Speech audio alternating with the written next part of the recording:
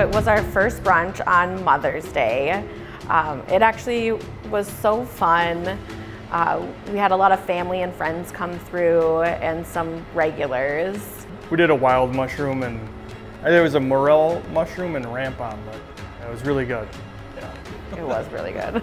We had just concluded brunch service, so all the guests had left. There was a group of us just kind of winding down, cleaning up, and just kind of resetting for the next day, sitting at the bar. Yeah, as we were sitting there, all of a sudden we just heard a loud, almost like an explosion behind us. And then a car crashed through the wall.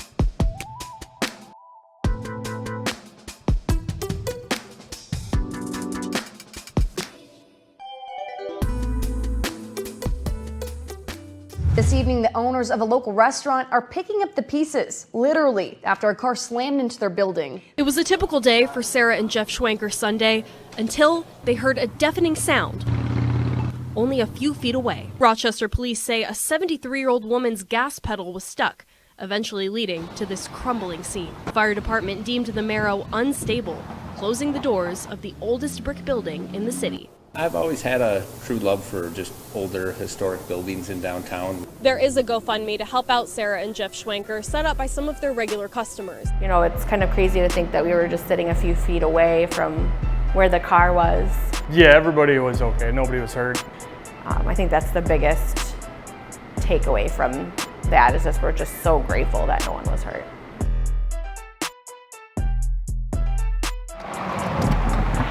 Hey, I'll tell you, I'm a little frustrated because the adjuster, I've been calling. Then finally last night he called me back and I'm like, can you tell me like process what we're doing here? And he's like, well, the inspector's coming. I'm like, okay, so like what is he? Just looks at the building? Yep. Okay, what do we do about structural engineer? I got to ask my manager about that. So anyways, I followed up this morning with an email to him and said, you said you're going to talk to your manager. Where are we at? You know, Yeah. a little frustrating. Nice to meet you. Yeah. Unfortunately, not the best of circumstances, I hear. Yeah, this is Chris. We're just documenting the process. So we did like a 4-part series of us opening this restaurant. Sure, yep, So yep. The story continues. Okay, yeah, as you can see. Yeah. So yeah, what, I understand a vehicle hit the building. Is there any context behind that, or? I mean, you could get, there's a police report you could probably look into, but Okay, yeah, gotcha. car came from that direction, which is south, Yep.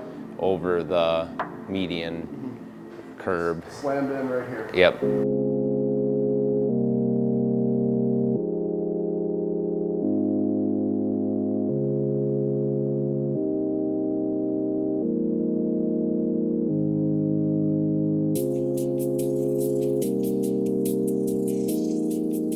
And if the insurance carrier does request an engineer, they have their own third-party engineers that they can bring out. Okay. With something like this, they probably will, but they like to get the preliminary inspection done first. Timing wise, do they put a timeline to anything? Typically, they can turn stuff around fairly Okay. quick. All right, cool. Yeah. I think we kind of felt like, you know, we did it. We've been open for a year. It's been amazing. We're so excited, you know, for the spring. Our 1-year anniversary was 4 days later. We kind of missed that. Yeah, and just preparing to get the summer rush going and be busy again. Then this happened, so. So to have that kind of pulled right out from underneath us was, I don't really know how to describe it. What we're definitely trying to do is stay positive, not only for ourselves, but for our staff, keeping them informed along the way. We've cultivated and have grown a really tight-knit crew here, and the longer we are closed, the fear of losing the people that we've built this with is ever present. That's really, really scary to think about. It was funny when the fire was here, firemen, they're like, is this stairs, was it tilted this way? So, at least the positive I'll say up here is You see no cracks in any of the lath and plaster, which is a good sign. You know, though there's little marks that were already pre-existing, but if the building, talking with the contractor, he said, would have moved at all, then the lath and plaster should have cracked more, or even in the lower level, the drywall should have cracked, and there is no signs of that. So I'm no structural engineer, they'll be coming out. That's a very much unknown territory for me of working with the structural engineer in such an old building, but I'll be curious what their feedback is and what they suggest as far as how far we have to kind of peel back the shell to really look into the building. So this is the second floor above Marrow. I think the hardest part is not really having a finite timeline. You're sitting here doing everything in your power to take the steps to reopen, but you're waiting for insurance to do their thing, respond to your email or phone call. There's steps within this process that you can't get to the next piece if it's not completed, and I think that's the hardest part right now, is that it's not in our hands and in our power how quickly we can move through this process to reopen. We've really taken advantage of the downtime, a lot of menu development. Clean the same spot over and over again. It's not really within us to stop. This is who we are and what we're doing, so even in the downtime, we're working on things, thinking about the restaurant here daily. You know, even if we can't be with our guests and our team, we're here. So yeah, that was amazing. We had a couple who are regulars at Marrow set up a GoFundMe, and that was just, you know, everything. That support has really helped us stay functional, especially with how long we've been closed. We did not think that we'd be sitting here moving into July and not being open.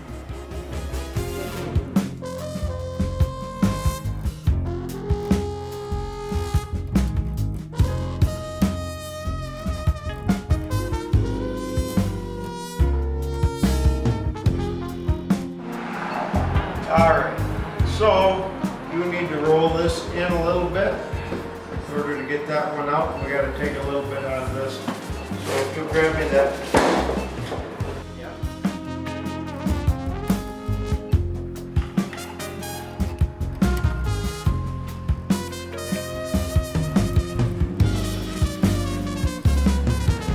Ticket by now. Best looking crew, I meant to say safest.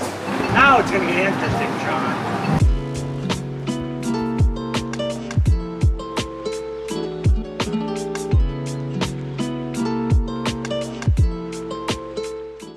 So we're back.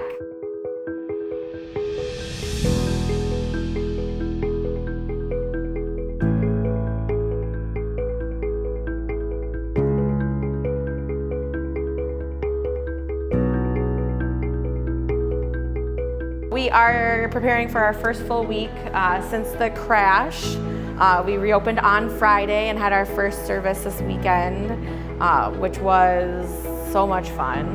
Yeah, it went really well. Just recapping the whole year from opening and then reopening after the crash, I think the biggest takeaway is just the support from the community. That's why we're here.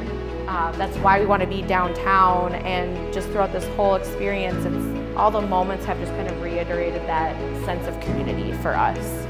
What does it feel like to be back open, back here, back working? I mean, my gosh, you guys, how long were you off, you know? It was almost 12 weeks. How's it feel to be back in the kitchen, Jeff? Cooking. Really good. Missed it a lot. The kitchen looks like it's almost changed a little bit. It has. We used to have 2 coolers here downstairs. Just seeing him back in the kitchen, just being really excited, and that shift, there's so much joy coming from out of the kitchen again. I miss it. I missed it, especially during service, being busy and being packed. I love I don't know, miss doing it, yeah.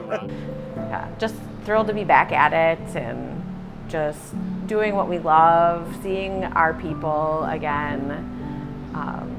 It's just been, everyone's just been so celebratory, so it's been really fun the last couple weeks.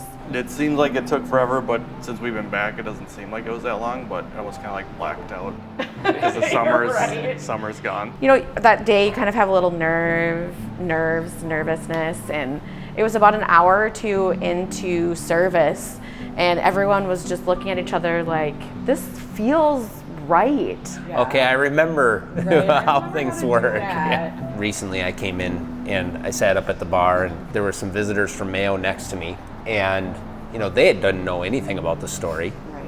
And then there was all these people that did know a lot about the story and very joyful and to have you back, and they're like, it's really cool to be in here because it's been this escape from our visit here to Mayo, and like everybody coming in is super happy about you coming back to the community, reopening. And it was just fun to hear that from somebody experiencing Rochester in a different way, and what you mean to them of just making their visit here to Rochester a little more joyful. The hardest thing to put this experience into words, acts of service and feeding people, that's what we do. So it's like, I don't know what to say, but just come in, like let us take care of you, let us feed you so we can show you how appreciative we are and how grateful we are. I think that's like the biggest thing. Yeah. To just be back here and doing this. Well, I definitely want to cheers, and I asked the question earlier, but I need to ask it again as we sit here in the spot where a car was entered through the building not too long ago. Are you guys ready for the next one? I think so. Yeah, on to the next. Yeah, on to the next. Cheers. Congratulations, you guys.